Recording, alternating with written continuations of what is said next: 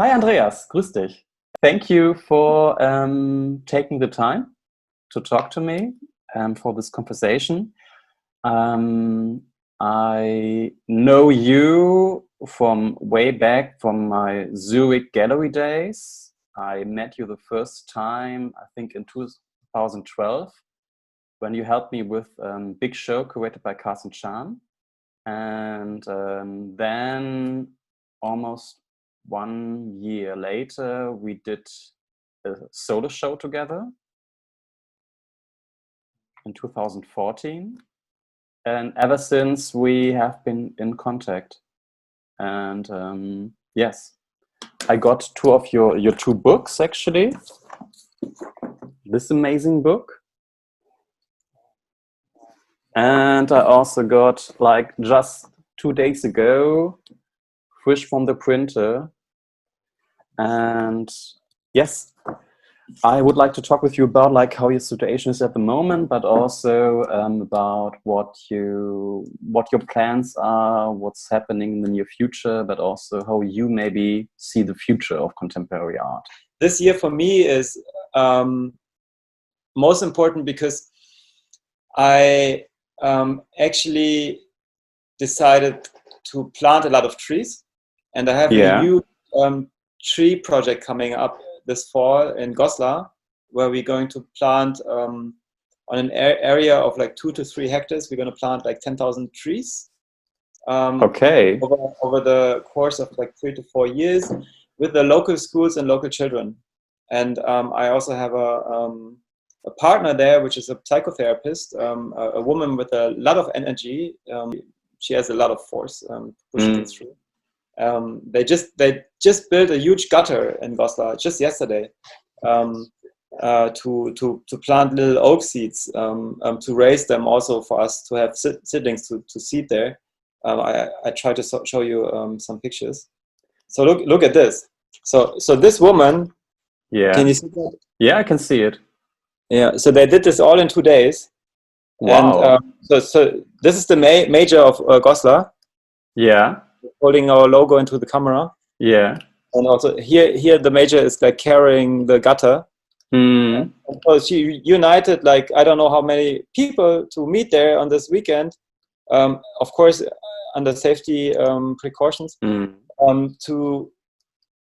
To come there with the machine, to take all the trees that fell down, turn them into this wooden bars, and then make this gutter. And this is just a small step.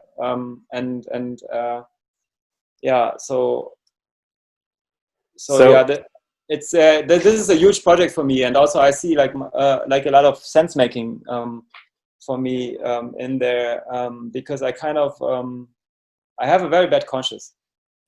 Why do you have a bad conscience? Because I tend to take things personally. Okay. And so my kind of like carbon footprint, or my kind of like metabolic output as an artist, like all my artworks traveling, all my artworks being produced, all my exhibitions showing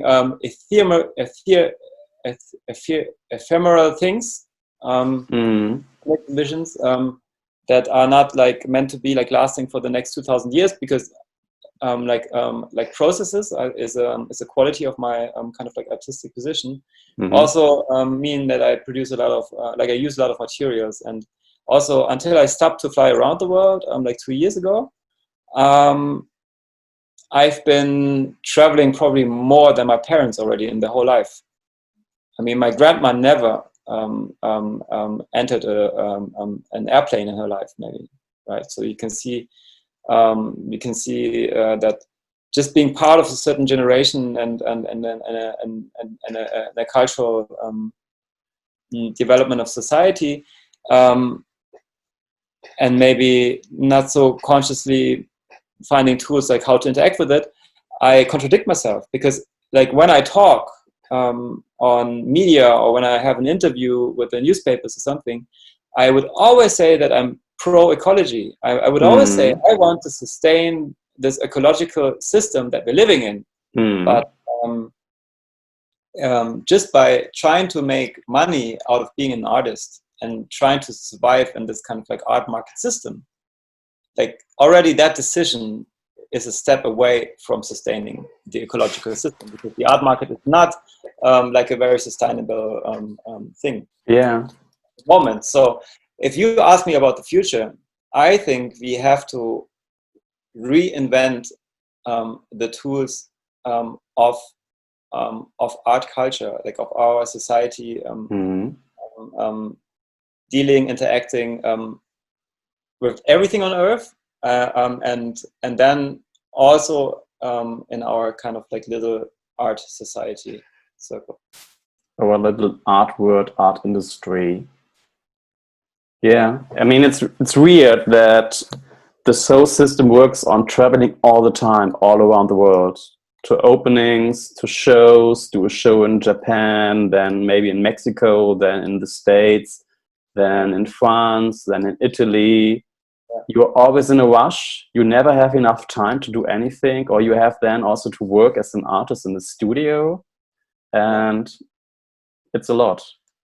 And I mean, how many trees would you need to plant actually for what you have, for the carbon prints you had made, so you developed so far, or you piled up on your account, or however you may say it? I How mean, much trees would you need yourself? What I can tell you is that I would probably have to calculate like for a week or something, or like to make a very strict, like a very strong research to calculate my carbon footprint until now. But what I can tell you, in average, like in 2017, an average German person would have used 11 tons of carbon dioxide. 11 tons?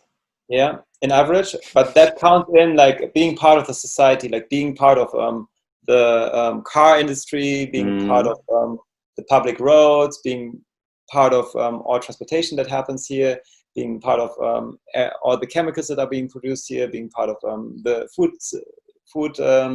So guys, it's just like an average of like all over like what kind of Germany thinks it produces in a year, and then divided through 18 million people. Yeah, okay. And get up to 11 tons per one person.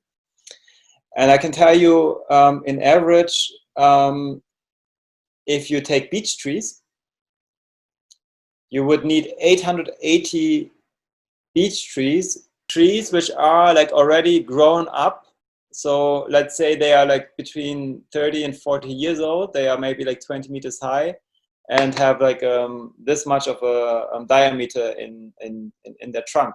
At that point, these trees would have compensated in average, like in a year, what a German person put out.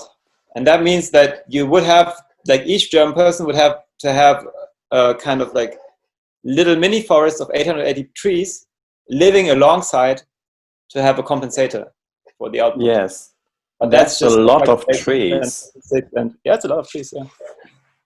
So I guess, like for me, I'm not the average German. I'm an artist, and I'm an artist with partially a career, you could say, and I'm even creating a little microeconomy. I'm paying people to work for me, and so if I don't take an airplane, like the money that I invest on my like an assistant that goes home to travel, see the family in the US, that's already like producing an indirect carbon footprint, because I'm having the assistant to gain the money to fly there, which I'm completely not against, right? But basically, if we come back to Elon Musk and everybody, I think the strongest tool to kind of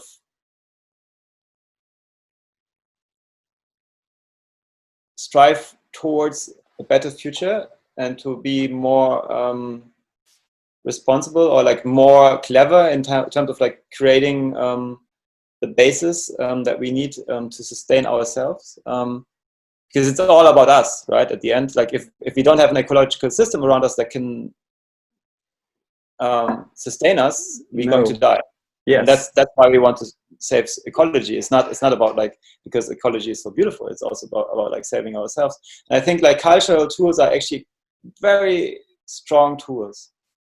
Yes, and do you see, please?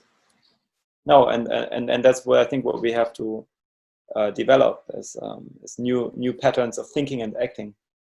So do you think that, you say culture, would you say that contemporary art practice is part of this culture and the story you tell?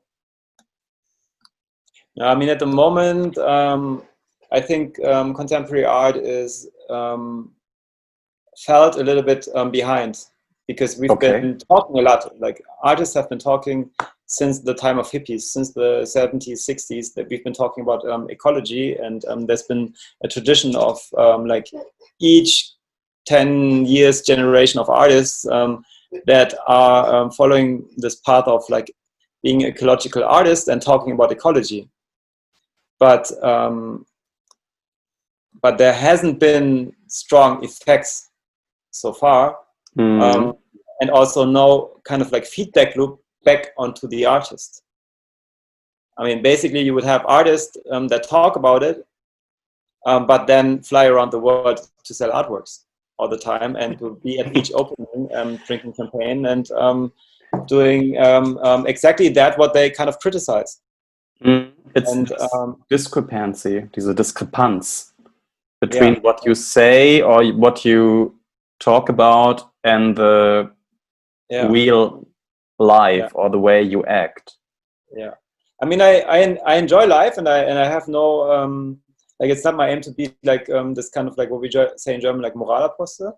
But I'm also a very pragmatic person, and I think if we kind of like look at these things like with a clear and straightforward view, and kind of analyze it, I think we should be more pragmatic in developing patterns, to not be completely blindly going into a direction that is not sustainable. And so what I say, like being in this crisis, of course I enjoy to organize my studio, but I also hope, and I'm very much looking forward, or hoping to be able to also that now we all kind of like rethink the life from before, and try to, because we have a strong contrast now where we can compare two different modes of life, and maybe we can take some of the advantages or also beautiful moments that are there even in this lockdown, and try to implement them into the time afterwards. You work a lot with, the way I met you 6-7 years ago, you worked on with living sculptures, with living with plants and with microorganisms and cells, bioluminescent cells, and you made things like portraits of people in the form of cells. I think this is a portrait of Florian. Yeah, Florian. Yeah. No, I thought about you when yes. And I mean, like a little anecdote for the audience. Florian is a very strong character that can take a lot of up and downs in life, and always finds a way to fight through. And this little algae on this picture, it looks like it has this kind of like this thing, like this shell that is protecting the soft inside against the obstacles from the outside. And yeah, that's Florian. That's Florian in der Ritterrüstung, würde ich sagen. Thank you very much. Thank you again. And And you go like also into places other people don't like to go. For example, you work the whole series on chickens, on industry, like the chickens we eat, we buy in the supermarket, or you don't any longer. You made like this huge monument for the 308, I think, the 308. What fascinates you about this so much? Why do I you think it's put this the in the dilemma. center The of? dilemma. The dilemma. I think it's when it always comes back to most like kind of interest in topics or like series of new artworks. I often start off with a question that that maybe roots back already to my childhood, that I find incredibly difficult to answer. And so the artistic work kind of like is a tool or like a mean to further investigate into this question. And so so I've been on and off since I was 14 or 13, eating mostly vegetarian, now mostly vegan. Of course I do exceptions, and of course I would not like turn an old grandma down if she's been cooking for 3 hours in the kitchen and putting all her love into a meal that she then afterwards wants to serve me. But I'm trying to be political or at least conscious about it, and still it's a very difficult question, because we can't really prevent of like if we don't eat, we don't kill so much, but if we don't eat, also we will kill ourselves. Like we have to eat. So interestingly, I never had the chance to like, I mean, I knew these kind of like industrial food chickens only from documentaries from YouTube, and but I've never really met them so much or like interacted, and so my initial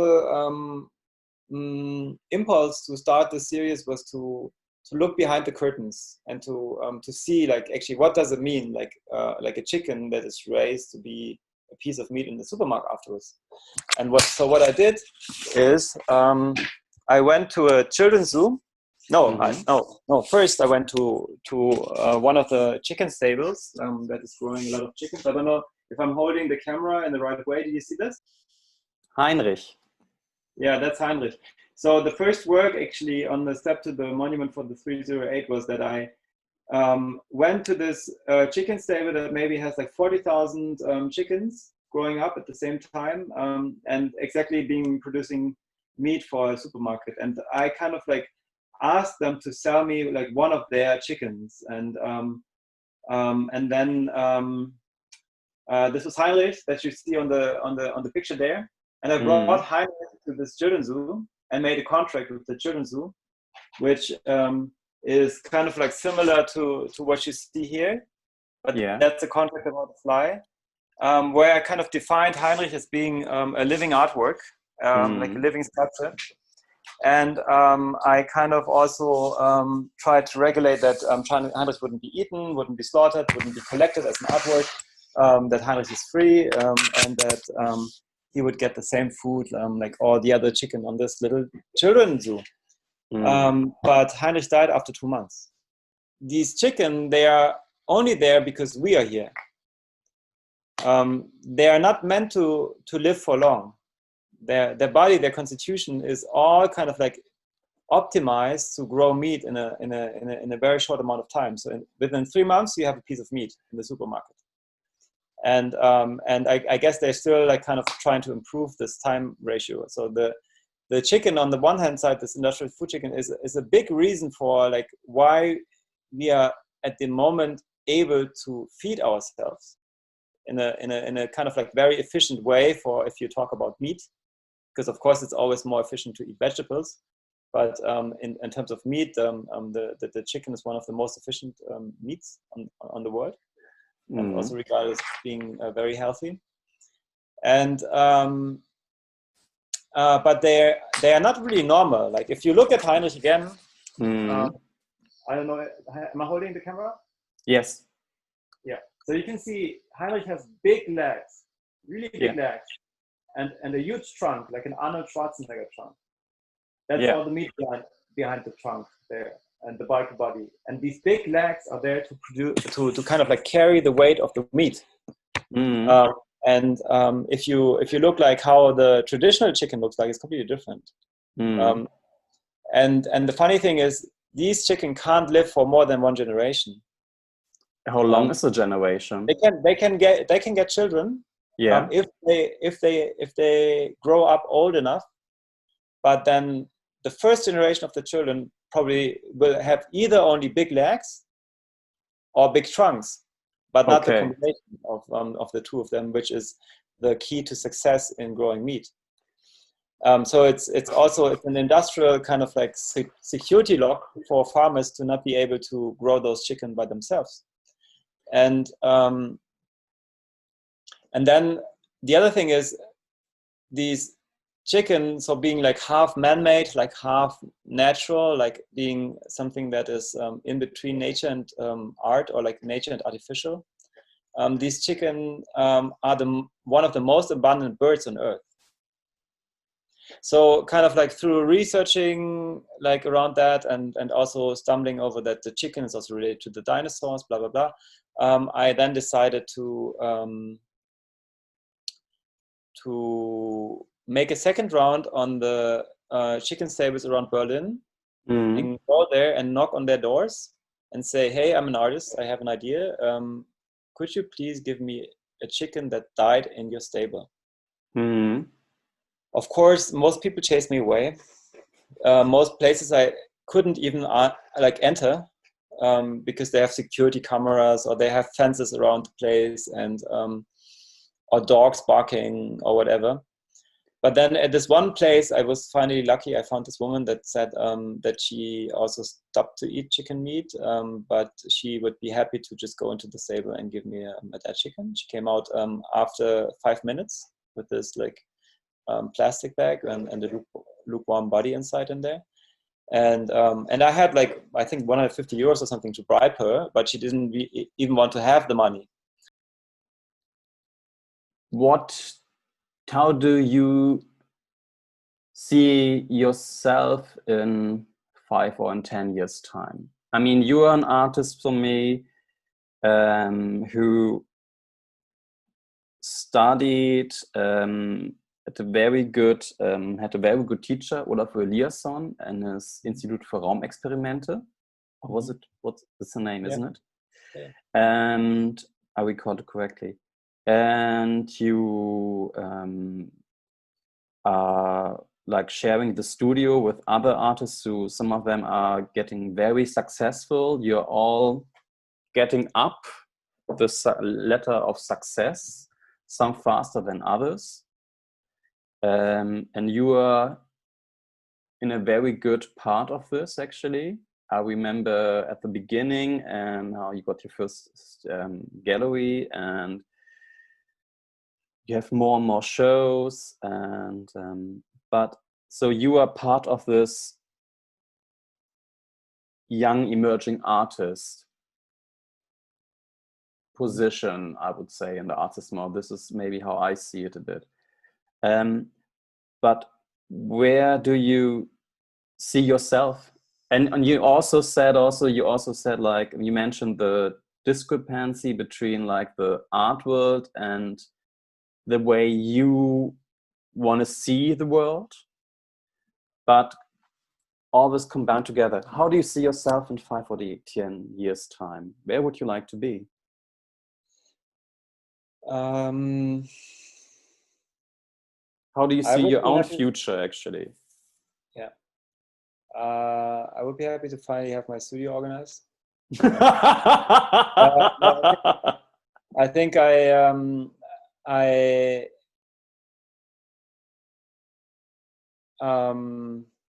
of course, it would be nice to have some more safety or security in life on a stable basis, but actually, No, I think I will now try to get into teaching art.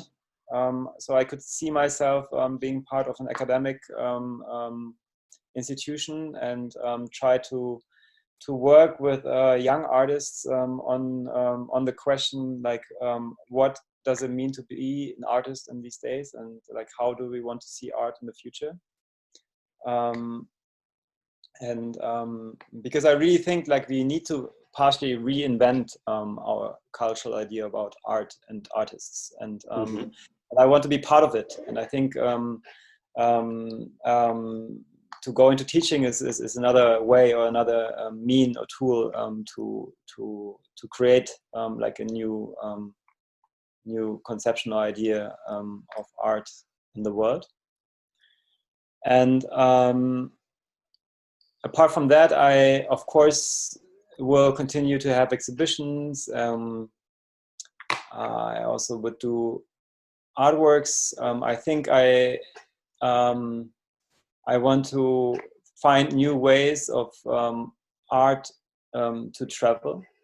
I think what is very important for me, as long as there's no strong reason why, for example, like an artwork has been done by the hand of the artist themselves, or like has been produced in a certain way that it can't be otherly made. I think, for example, like things like this, like photographs in a frame. We don't have to ship photographs in a frame. We can completely get rid of it. You can also, you have framers around the world, you have printers around the world. These kind of things, which are part of the artwork markets. They can travel, but they don't have to like physically travel. I think we have to get to a night back to the core of the value of art, which is basically immaterial.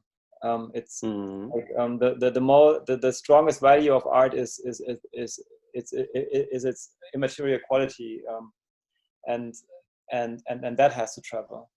And it's not so based on. It's interesting what you say. I mean, it's really like goes in the way of also of your practice to reduce the carbon print.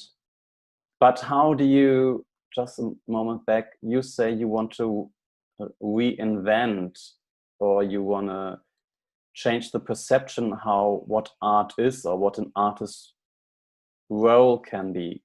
Can you elaborate this a bit? Maybe the conceptual understanding of art is probably okay, like in terms of as an abstraction. I think most people agree on that art is a kind of like evolving thing. So it's not something that we can grasp and that we can define, and then this definition is going to freeze art. Like part of the definition of art is that it's constantly changing, and also so the role of the artist and the role of art in society is also constantly changing, right? But what I would like to strive or to kind of work on is basically what you just said, is to connect thinking and acting in the art world more. So if I'm an ecological artist and I kind of like have a message of hope, and I have a message of sustaining and of taking care of things, I shouldn't be acting on non-public ways, like where you can't see me in an interview or something where I'm contradicting this kind of motivation.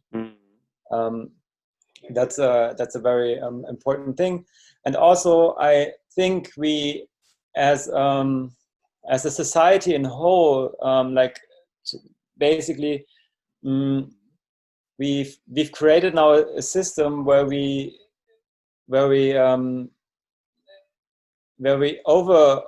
overproduce